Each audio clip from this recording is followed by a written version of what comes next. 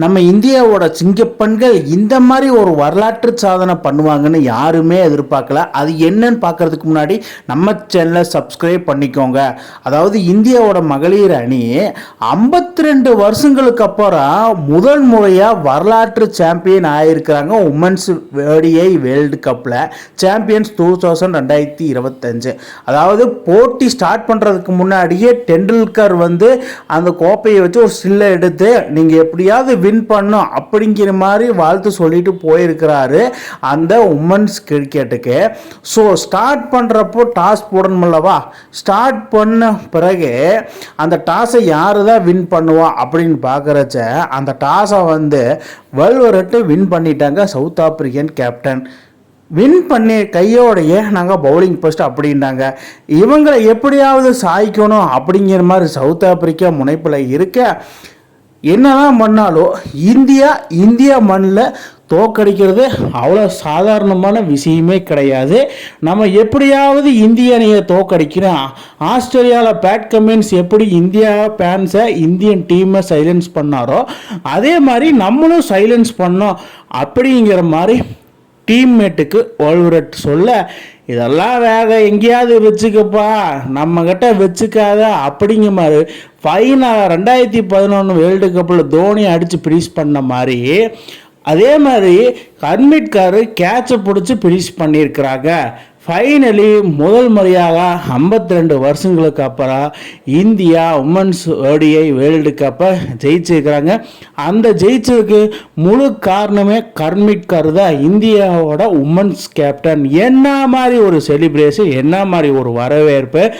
அந்த கர்மிட்கர் ஜெயிச்சுட்டு அந்த ஹெட் கோச்சான அஜும் முஜுந்தாரோட போயிட்டு அந்த ஸ்டில் எடுக்கும்போது அடே அப்பா, எமோஷ்னல்ஸ் அக்ரஷன்ஸ் எல்லாமே இருந்தாலும் அந்த இடத்துல டிஒய் பட்டேல் ஸ்டேடியத்தில் சம்பவம் பண்ணது இந்தியா தான். மீண்டும் மீண்டும் சோக்கர்ஸாக சவுத் ஆப்பிரிக்கா வளம் வந்துட்டே இருக்கிறாங்க. தொடர்ந்து 4 செமிஃபைனல் அண்ட் ஃபைனலில் தோற்றுருக்குறாங்க சவுத் ஆப்பிரிக்கா. ஃபைனலி கர்மட் வின்ன ட்ராஃபி.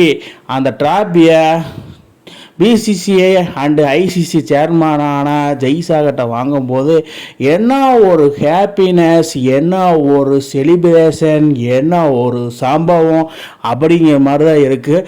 டேங்கப்பா, கர்மிட்கர் கையில் ஒரு வேர்ல்டு கப்பா அப்படிங்கிற மாதிரி ஃபீல் பண்ண வச்சுட்டாங்க. 52 வருஷத்துக்கு அப்புறம் வரும்போது அந்த கேப்டனன்ஸ் இருக்குமா இல்லையா?